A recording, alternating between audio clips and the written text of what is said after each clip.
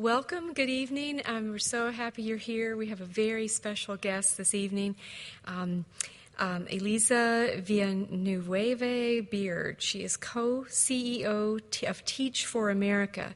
This is part of our Meet the Innovator series. It's being recorded, and we will have a Twitter feed coming in for the Q&A section as well as questions that you may have. Elisa's passion for educational equity comes from personal experience. She grew up in the Rio Grande Valley of South Texas and developed a deep commitment to Teach for America's mission as a student at DePaul University, where she was one of just a few Mexican-American students. Her journey with Teach for America started 15 years ago in Phoenix, where she taught first and second grade bilingual education as a 1998 course member.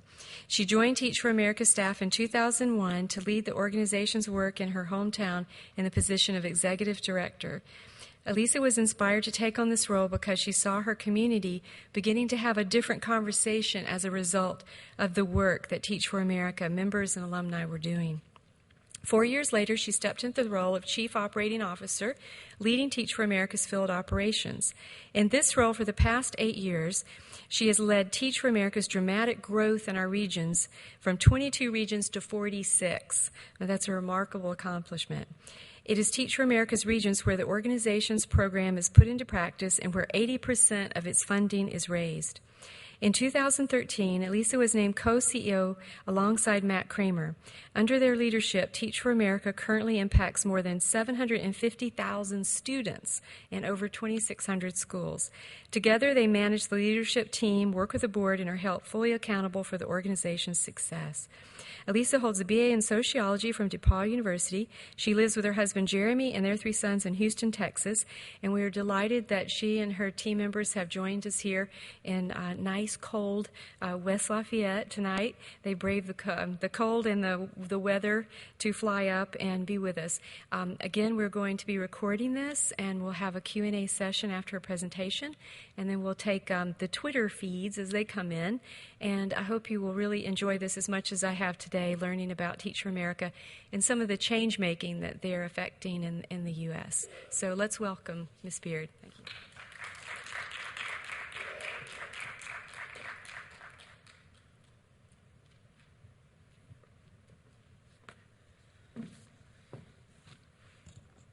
Hey, everybody. Thank you for having me here this afternoon. You know, it's been really great to be on campus all day and just learn about Purdue and learn about the Honors College. I'm just thrilled to have time to be here with you all and talk a little bit about our work and what you all are up to. I've learned, and I've always known Purdue's an incredible institution, but it's been confirmed today after meeting so many great people, and I've come to believe that you all are going to change the world. We'll talk about how you might do that this evening. We're talking about innovation tonight, after all.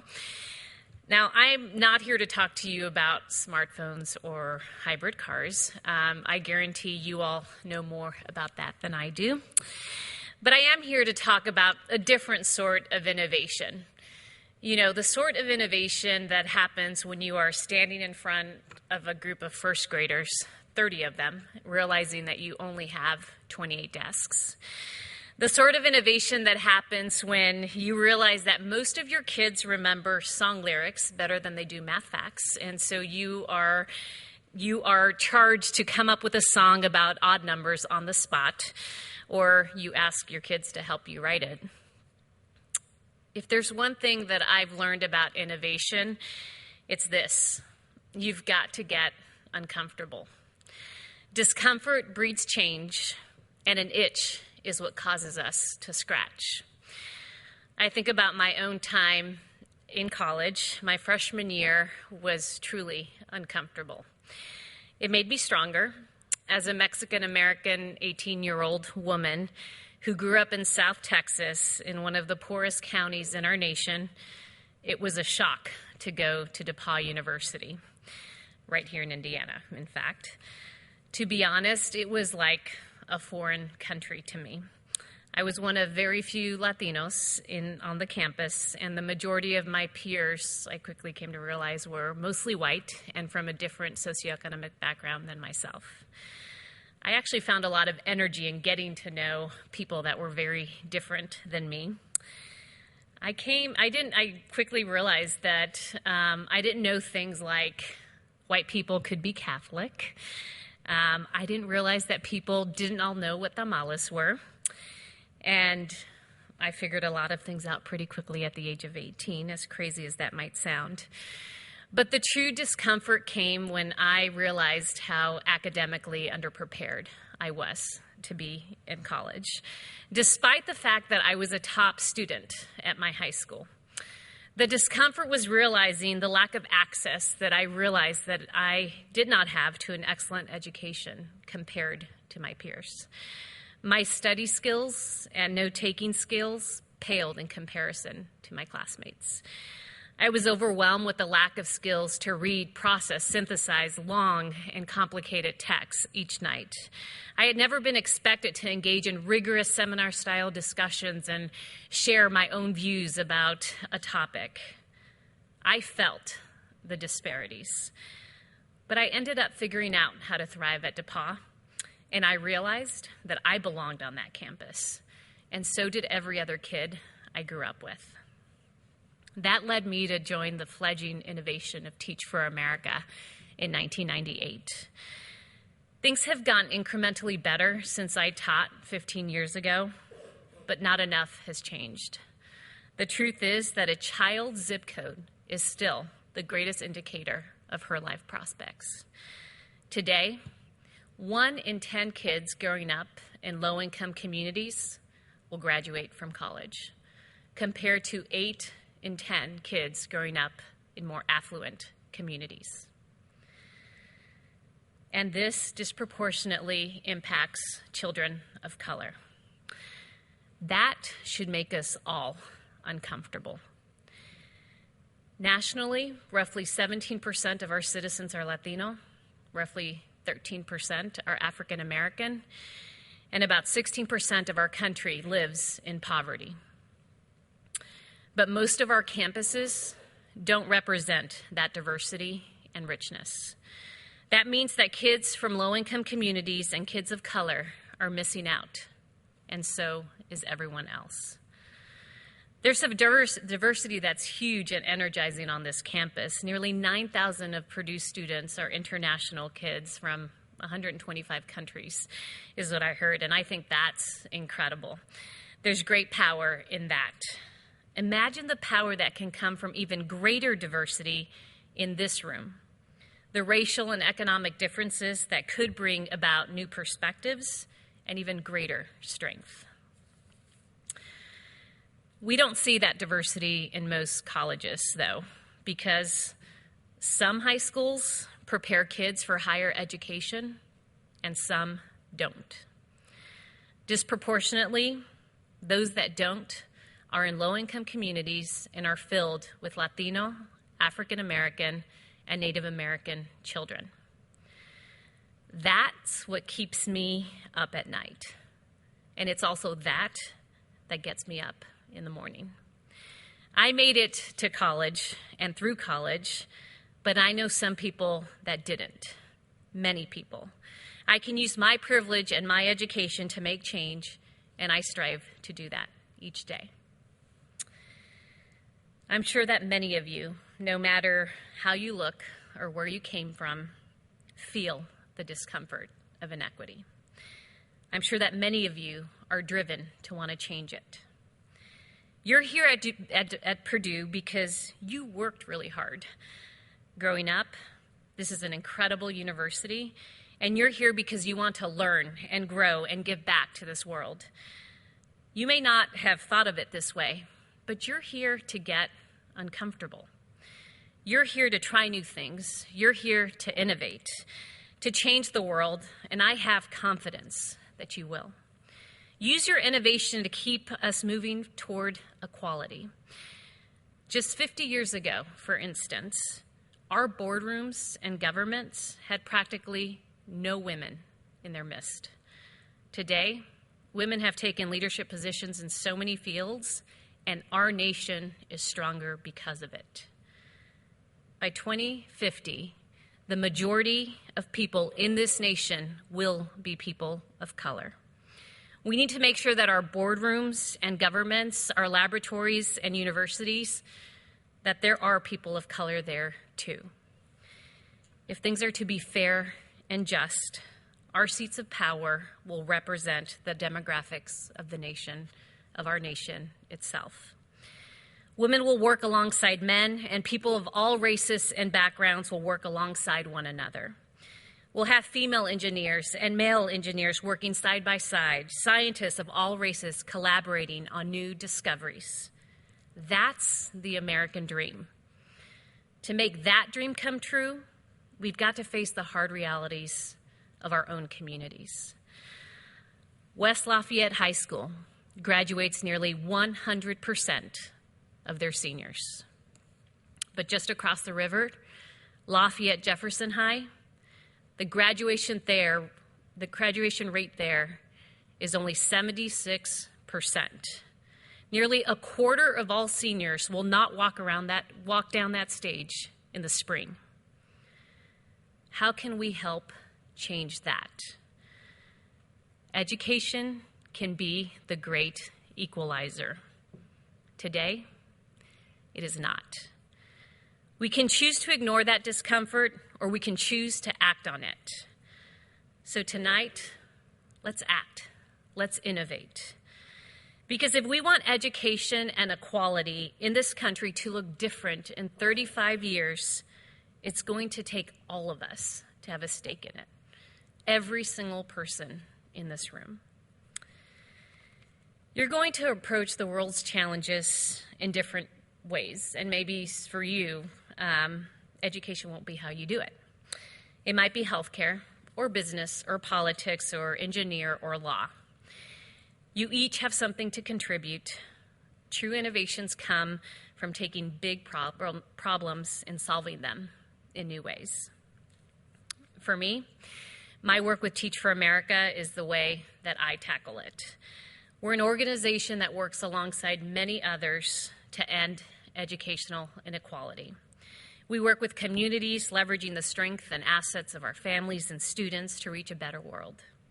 We recruit the most talented future leaders of our country, recent college graduates and young professionals, and we ask them to teach in the highest need areas in urban and rural public schools across 35 states and the District of Columbia. We're teaching where poverty is high and the graduation rates are low. And we ask our teachers to win for their kids.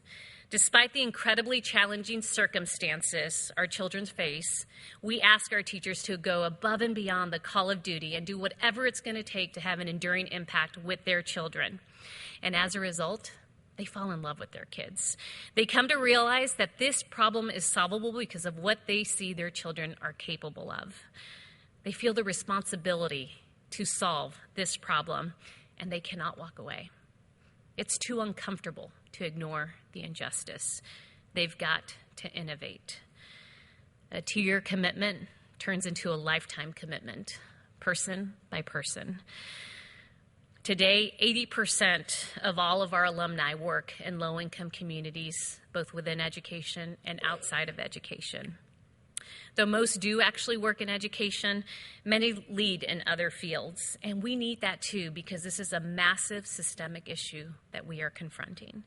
This work takes fierce and grounded leadership in every sector of our society. I think about an educator, Kevin Huffman, who was a 1992 Corps member in Houston. And he is now the Commissioner of Education in Tennessee. And Kevin's story is not an uncommon one at Teach for America. So Kevin taught for 3 years at his placement school in Houston, and then he pursued his ambition of wanting to go to law school and become an attorney. And he worked as an attorney for about 3 years, and actually working to help kids in low-income communities. But he quickly realized that things weren't changing fast enough, and he realized that he could be doing more. So today, he's the Commissioner of Education in Tennessee, and he's leading powerful reform and seeing unprecedented results. Kids are learning. He's been getting flack for his ambition, but he sticks with it because he knows what is possible, because he taught. He believes in our kids and in their potential, and nobody can change his mind. Folks have been telling Kevin that he's misguided. Not all kids can achieve at the level that he imagines that they can. They'll tell him to go slower, and not be so bold. He won't believe them, and he will not go slower. It is like trying to tell Kevin, honestly, that the sky is not blue. It's simply the truth. All kids deserve an excellent education, and they must all succeed. He has this conviction because he taught, and that's powerful. The charge of our core members is the hardest thing they'll ever do. It's the hardest thing I've ever done. This work is not for the weary. It takes incredible grit and talent, which is why, first and foremost, Teach for America seeks future student leaders who have a track record of success, who don't give up easily, who have proven that they persist through hard times, and who are ready to be uncomfortable and to innovate. And we support them as they train, interview, begin to teach, and beyond that. That is what we do. It matters to me because my mother, though she's the smartest woman I've ever met, had just an 8th grade formal education herself, and I made it to college. It matters to me because I grew up in one of the poorest counties in our nation, and I am a CEO. I wouldn't have gotten there without my family, but I also wouldn't have gotten there without the mentors and teachers that I met along the way. I wouldn't have done it without my mentor that I met back in high school, Mr. Joe Disk, who actually graduated right here from Purdue in 1961. And he was hell-bent on getting me to go to college outside of the state of Texas and outside of my comfort zone. He wanted me to confront the real world and make it a better place. He believed that I could make it at DePaul and in the world, even when I didn't believe it myself. And I did. Mr. Disk, my parents, and my teachers pushed me every step of the way. We owe innovation to folks like Mr. Disk, folks like our parents and teachers. We owe innovation to ourselves and the future students of this country. The world will only change if you choose to take it on. You'll see change when you fight on, you study on, you learn on, and teach and grow on, determined to make this world a better place. Thank you for stepping up to that challenge. Thank you.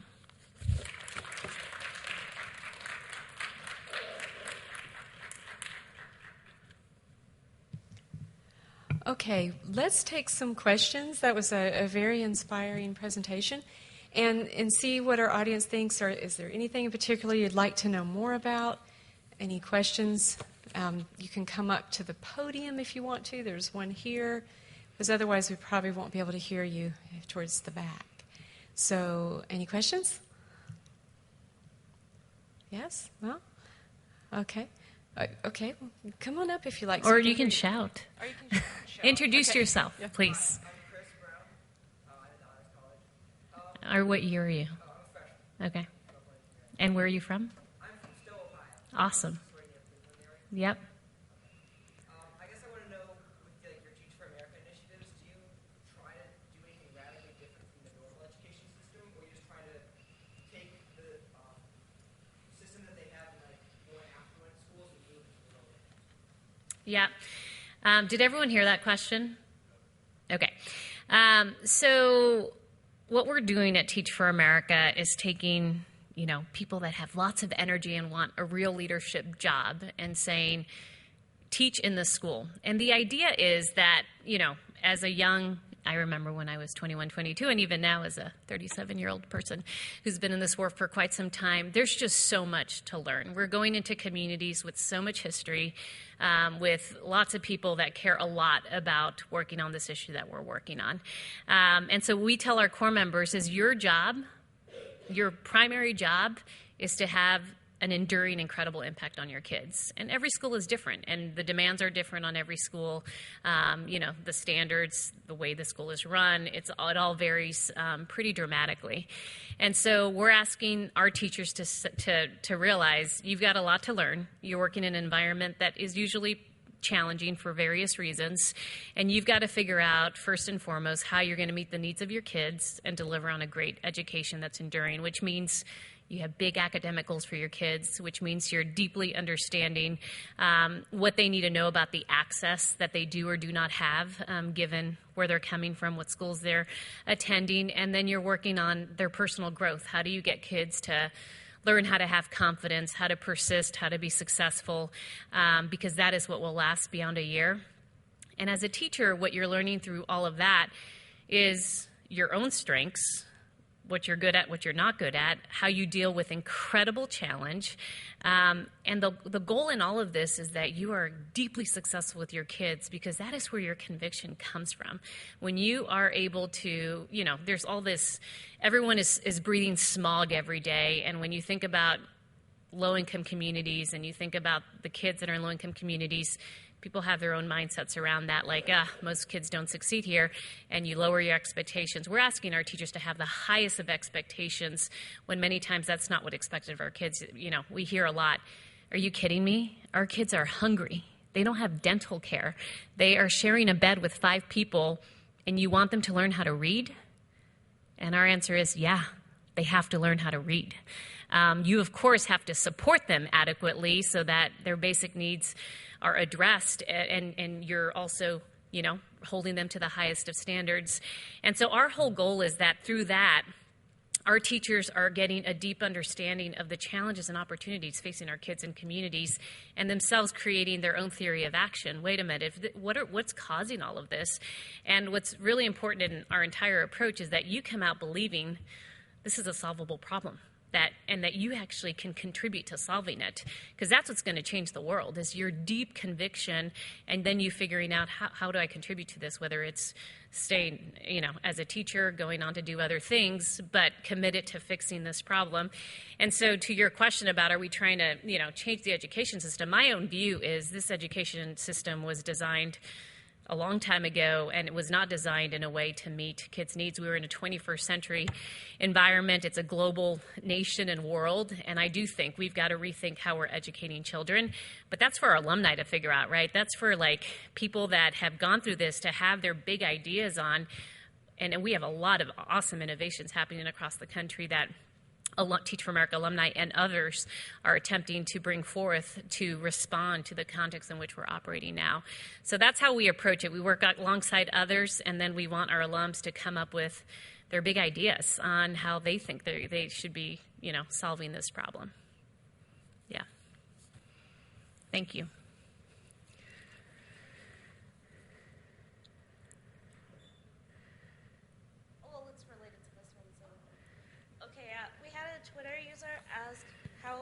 It's kind of related to the last question. Okay. How do you personally fight institutional stagnation, just on a daily basis? Yeah. So, as I don't know how much everyone, their own views on all of this, but we live in a country where I would say the systematic forces of what is causing many kids to not have access to a great education are fierce and very real. And the fact is that, social mobility in our nation is minimal, if not existent. And so the way that we approach this is we are, asking our core members, our teachers, to really think about issues that are very real. At Teach for America, we talk a lot about race, class, and privilege. We are teaching, groups of people that have been oppressed for many years in our country, and trying to figure out how that plays out. What does that mean for our own privilege, which all of us that have a college degree, no matter what your background is incredibly privileged. And we and people go on to take on sort of those issues in a very real way. For me personally, was talking about the smog a little bit earlier, and I think that's really, really real, where it's easy to get uncomfortable.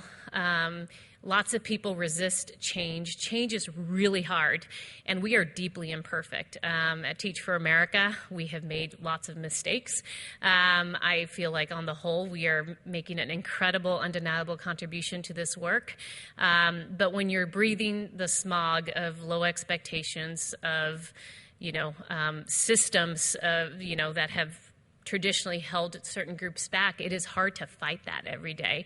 And I talk a lot to our core members and alumni about the booster shots that we all need. Like, how do you stay inspired and hopeful when you see, the realities and cruelty of poverty and what children face every day?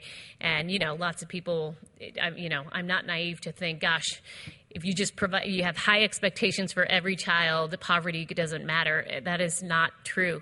The truth is that our kids can go to a great school in a neighborhood, which now there are hundreds of great schools serving low-income kids that are primarily kids of color, but they can walk home and get shot. And that is the truth of what's happening in our communities, and that's all very real. And so what I do think it takes is just all of us deeply having our consciousness very awake about the realities confronting our nation and our communities and those of greatest need.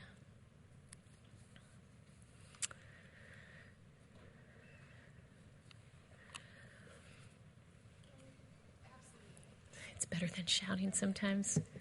Hi, I'm Bree. Hi. You're, what year are you? Well, I graduated from Purdue, and I'm currently good. teaching in Lafayette. Oh, great. So this is my third year being a teacher. Oh, great. I feel like I'm often in a battle against the State Department of Education, and I really feel like I'm just a small fish in a big sea. And I want to know, what character traits do you notice in people who make changes, and, what can I do to, have a bigger impact on my community? Yep. There's this book called The Cage Busters. I don't know if y'all have read that or if you're familiar with that book, but it talks a lot to teachers who feel like you're in a cage, and how do you bust through that cage and make real change. And the feeling that you articulate, I don't think is uncommon amongst many teachers who are trying to do real work and have so many pressures from, the system itself. And, a lot of people are responding to the need to improve in a very real way in different ways, and I think our teachers get the brunt of it, sadly, at the moment. And so what I would suggest, and what we try to at least teach our teachers, is number one, first and foremost, I think the most important thing is you have to focus on your locus. Focus on what's in your locus of control. Take full ownership for what you own, and what you can change in your own, in your own vicinity.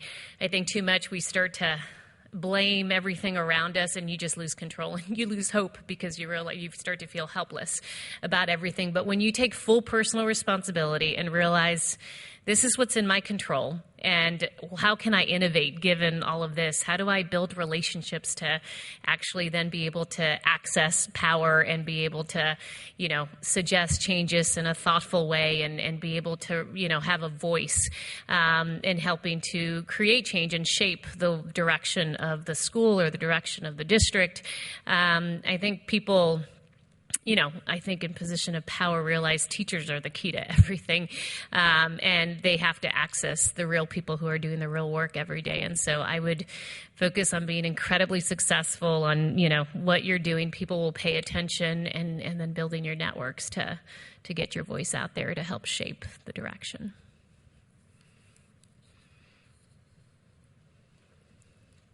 Hi. My name's Cody. I'm a senior here at Purdue. Cool. I was interested, what are some of maybe 2 or 3 the leadership skills that you use in the classroom a lot that you now get to see yourself using every day as a co-CEO? Yeah. Well, first of all, you have to be good at thinking on your feet all of the time. My first year of teaching, I actually had 36 first graders in my class. And just the energy that was required to deal with all the things that were different than I envisioned as I entered the day, and was expecting things to go a certain way and had to quickly adapt and just, and change my direction, figure out how to deal with a situation right in front of me that was unexpected. And I feel like that you learn how to do very well as a teacher.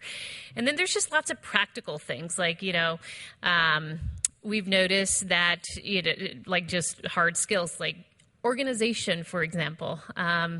Our best teachers are really organized.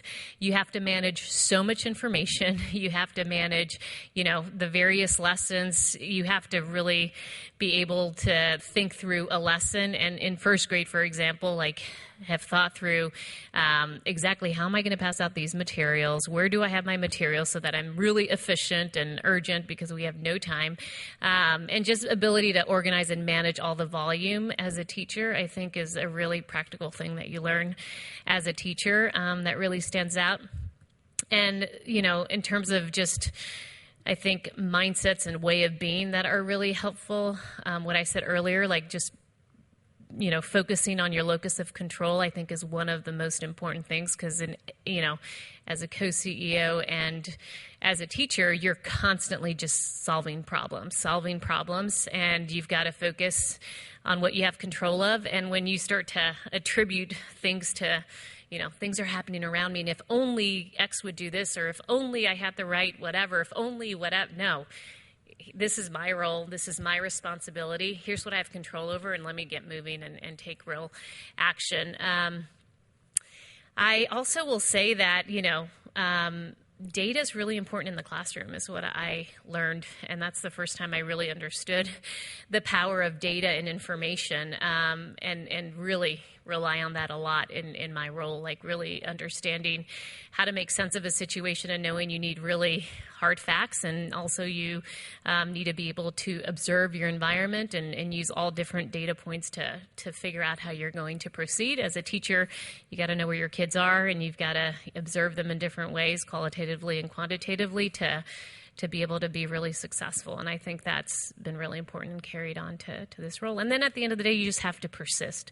Things are really hard, and especially in the context where we teach, there's just lots of excuses. There's lots of reasons to not go for the gold and to not go for the W to really win, as I said earlier. And when you learn to persist and say, I'm going to set a big goal. And what great leaders do is actually they say, I'm going to do something no one ever did. I'm going to run a sub 4-minute mile. Everyone says, you can't really do that. That's not possible. No one's ever done that. And that's the attitude you have to have when you're especially confronted with incredible challenges, where you say, no, well, you can do that, and I will do that. And the progress and success you're able to have, I think, sets a new bar. And so it's constantly trying to just set a new bar for what's possible. And I think that's really important to keep in mind.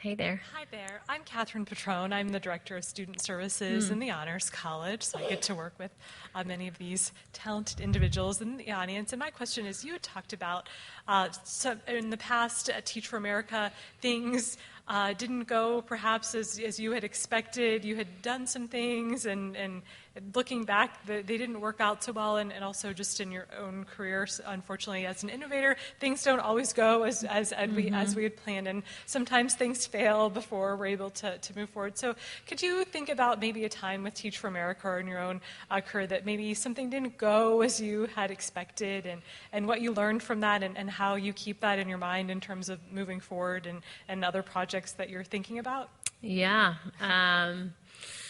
Certainly. The first thing that popped into my mind was Seattle when you were talking. So I'll talk about Seattle. So we, as you know, we grew pretty aggressively for a few years, and we're opening, 3 to 5 sites a year. And about 3 years ago, we opened a site in Seattle. And I don't know if anyone's from Washington or knows the context of Washington. It's a great state, but it's a place where reform is sort of a new thing. There's a very strong union, and there's lots of just resistance to, others coming into the state. And there was a very strong resistance to Teach for America. And so we had someone that, works on new sites and figured out, 5 months into working to open the new site, that this was going to be really intense. And there was lots of resistance. And in true Teach for America style, we persisted. And we were going to open a new site in Seattle. And so we fought and we continued down the path very aggressively. I realized midsummer, we may not be able to place any of these teachers, where, folks had organized, where they were, writing notes, letters to principals and saying, do not hire Teach for America teachers, like just making real arguments against us. And we were clueless. We were just like overwhelmed by it, had never experienced anything to this degree. And I basically moved to Seattle for the summer to help in getting us through this period of time, and really, mostly concerned for our teachers who had chosen Teach for America and had decided to, in many cases, move across countries and move their lives to a new city. And we're now confronting the reality that we might not be able to find them a job. And we actually would need to send them to other regions or ask them to defer for a year. And so it was a very emotional and stressful and, agonizing process. We ended up placing a group of teachers, about half of them, that we intended to, and then we moved a bunch to, the rest of the country, and we're very generous in our support of our teachers because that is our primary responsibility. But I would say, they didn't run us out, so perhaps that was the good thing about the whole thing. But it was a pretty not a good moment for us. And the reason it wasn't a good moment for us is because, and what we came to learn after that and the way we operate, and what I learned personally is, we cannot take these openings lightly. We've got to really ensure that the community wants us there. And there was a portion of the community that really wanted us there. We got approval by the school board, but the politics and the sentiments were just very charged. And my reflection is that we needed another year to really build relationships. We needed to really get people to know us and to really figure out, do people want us here or not?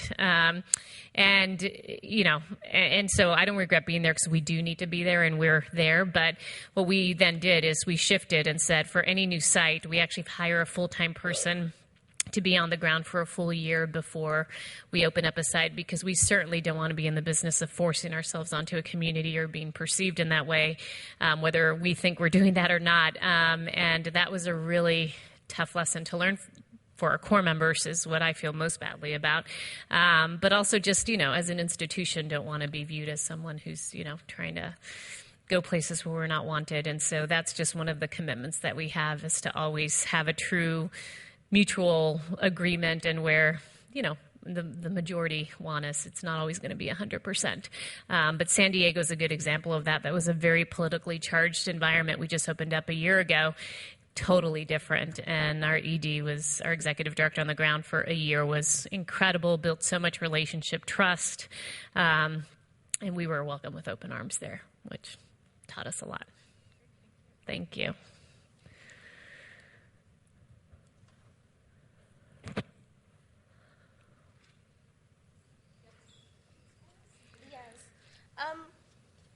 This is kind of a combination of a couple tweets. Okay. Basically, people want to know that if you have poor communication skills, how can you still work and be a leader and change things? If you have poor communication skills? Yes. Well, I think that working on your communication skills is really important to be effective. I mean, communication, obviously is just one of the most important things we have to do, whether it's written communication or verbally, being able to invest and communicate in a way that, gets people to connect with you and follow you. So I think that, in terms of professions, I think, everyone needs to know their strengths and needs to know what industries and what particular roles require you to communicate in front of people or written communication or whatever it is. And so I just think that we all need, at the end of the day, just get really comfortable with who we are, what we bring, what our strengths are. We all have strengths. We all have weaknesses, and try to put ourselves in positions where we can most shine and be at our best, and let our strengths actually be at the forefront of the work that we do. Yes. Last tweet question. First, I'm going to introduce myself. I'm Aisha Thomas. I'm the marketing person, so if you can't make it to our events, I speak for you. Okay, last Twitter question was... Oh, no, sorry. Okay, how do you not get so disappointed when things fail? Because you're doing such important work, how do you not, just really lose heart? I think that the way to not lose heart, and I'll speak for myself, is the stakes are really high for our kids. And when you're grounded and realizing the realities of our children, I just don't think you have a choice but to focus on the hope. Always very real about the truth. There are incredible challenges facing our work. And people may say, you know what, you are crazy and sort of naive to think this is a solvable problem. And I've had people say that to me, and I actually really reject it. I believe in my bones this is a solvable problem. The reason for it is there has been undeniable progress, you guys, in just the last 10 years in our nation. You literally could have had a debate 10 years ago with somebody.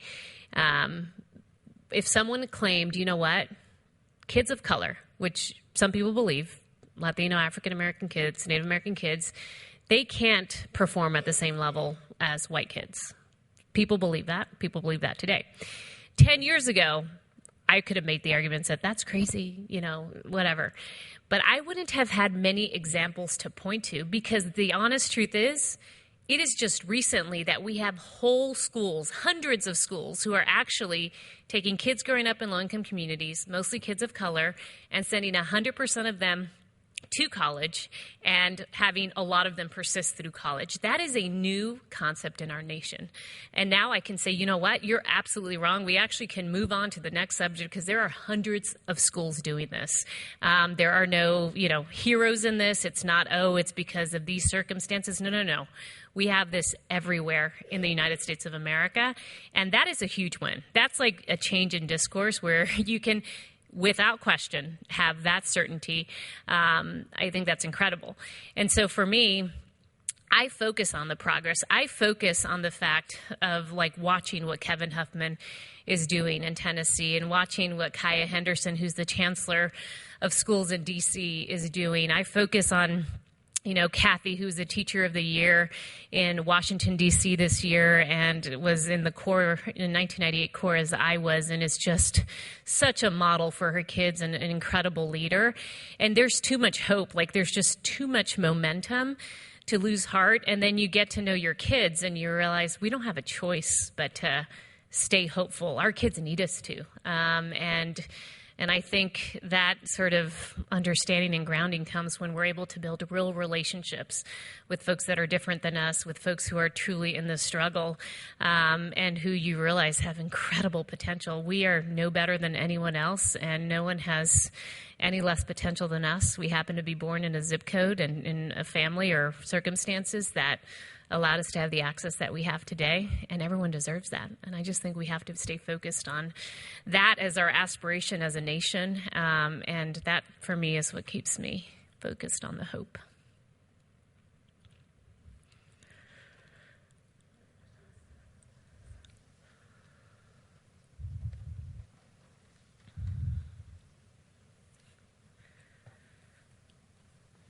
Hi, I'm Christy.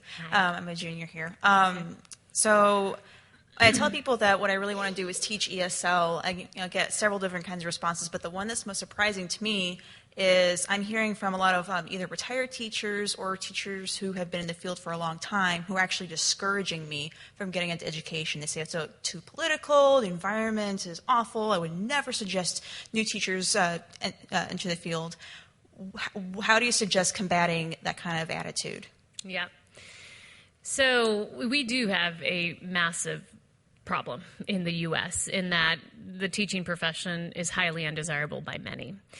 And I think we just need to ground ourselves. Like, this is the future of our country, our kids. It's the future of our nation, the strength of our economy, the strength, our ability to secure our borders. Like, all of this is based on educated citizens who can contribute fully to a nation.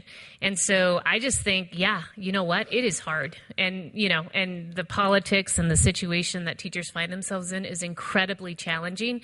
But it is the most important thing that people can commit themselves to is teaching the future of our nation to meet their potential. And so I think, yes, all of that is true. And I just think we need to be focused on where do I want to make the greatest impact and what am I motivated by? And the leadership skills that you will actually gain as a teacher is undeniable. And whether you do it for 2 years or 3 years or 5 years and you give it your all and you're able to truly have an impact with kids and then learn a lot about yourself along the way, I just think it's worth it.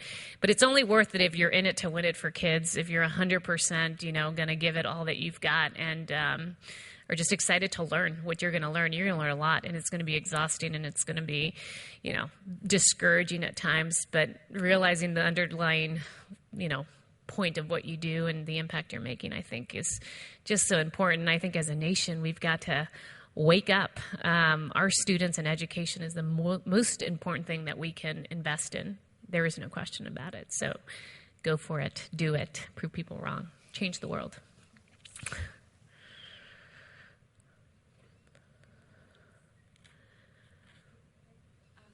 I just had a quick point. We had a panel earlier today in talking about different opportunities for students to be engaged in society, either currently as students but also as after graduation. And one of the speakers said something that really goes hand in hand with what Eliza is saying, is that we have to have hope because pessimism isn't an option. And we're in a dire situation in this country in terms of making sure that everyone has access to good education.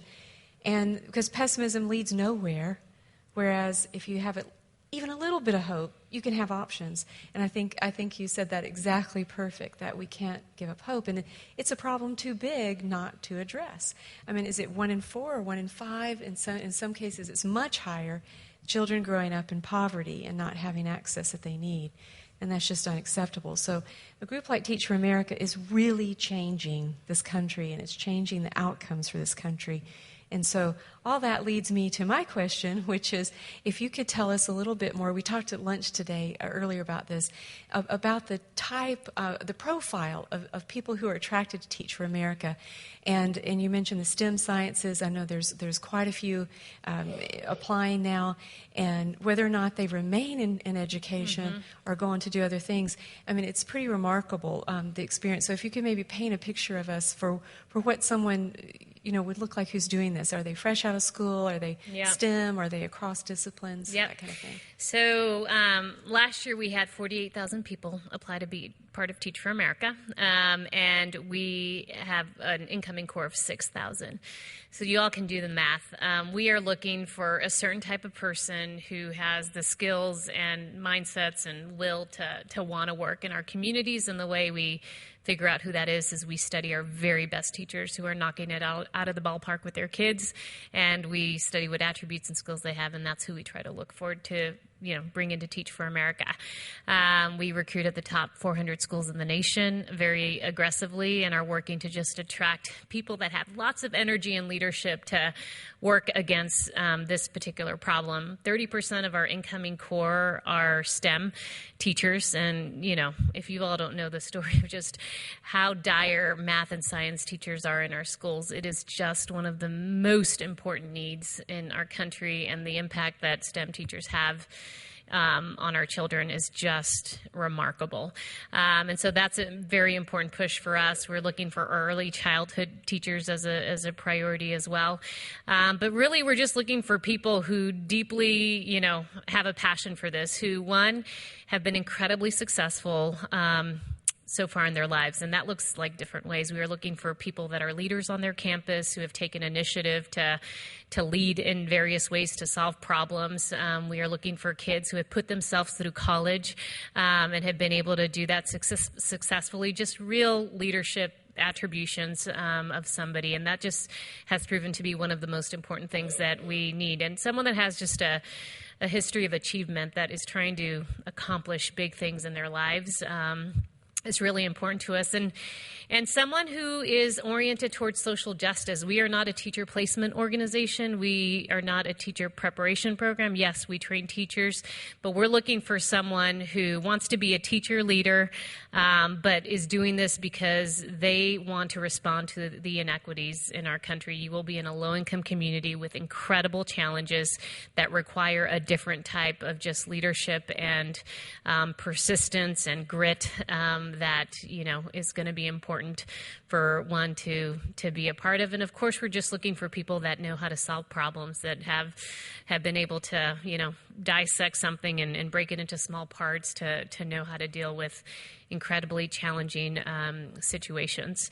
And so that is, on average, who we're looking for. We are looking to have Purdue be one of our top schools that we recruit at. And I know this year of all our applicants, 60% or so are from the science and engineering field, which is just incredible.